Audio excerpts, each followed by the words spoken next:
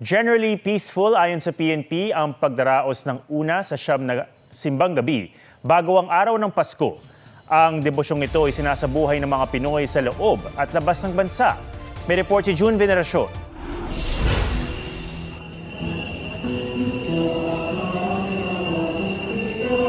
Sa unang araw ng Misa de Gallo, napuno ng mga deboto ang Pilgrim Center ng Basilica Minor del Santo Niño de Cebu sa Cebu City. Di nagpatinag sa antok ang mga Katolikong gustong makumpleto ang siyam na misa tuwing madaling araw. Pero may mga nagsimbang kulang sa tulog o walang laman ng tiyan. 6 ang nahilo.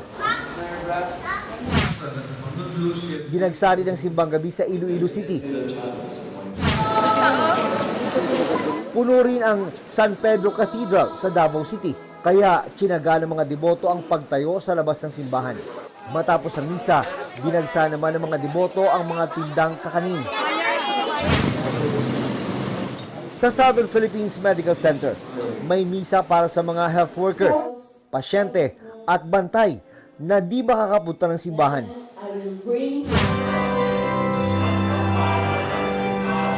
Sa dami naman nagsimbang gabi sa Bulacan, na puno ang loob at labas ng mga simbahan. Napuno rin ng mga deboto ang malawak na church grounds ng Baclaran Church. May mga nananalangin ng kanilang hiling at daing. Meron ding nagpasalamat kahit nasubok ang debosyon.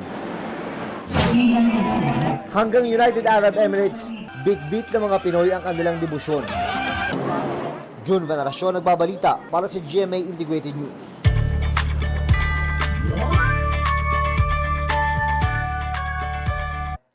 Huwag magpahuli sa mga balitang dapat niyong malaman.